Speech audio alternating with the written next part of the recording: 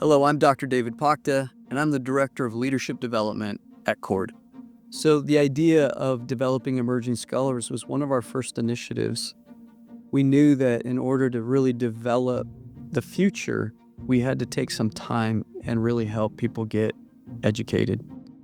We come out of a movement that had the mentality that many young reform movements have, which is mission is what really matters.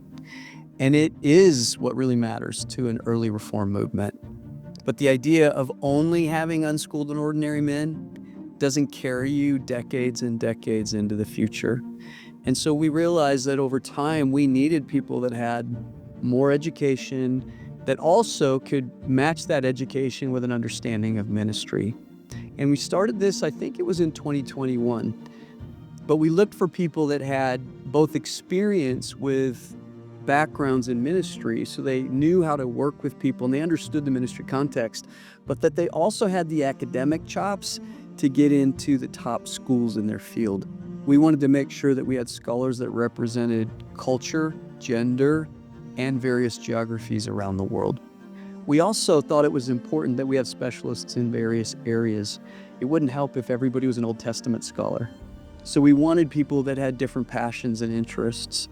And what's amazing is that we really have that representation, male, female, various languages, various countries, and various disciplines with our scholars. It was also really important to us to make sure that all of the people we were funding and helping weren't 55 to 60 years old. So they had some years in front of them, but that they could also really connect with our younger generations in our churches.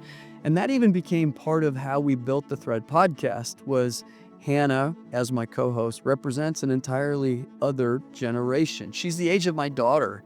And so that was intentional.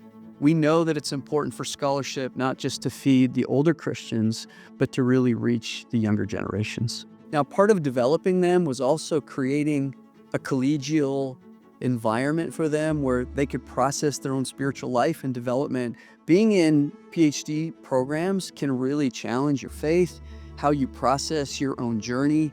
So we wanted to create a place where we could be together, where we spend monthly times talking, processing, getting to know one another. We come together at least once a year and we get great time together. And one of my most favorite experiences with the scholars is watching them together, seeing the kind of relationships they're building that we know will carry us 20 to 30 years into the future.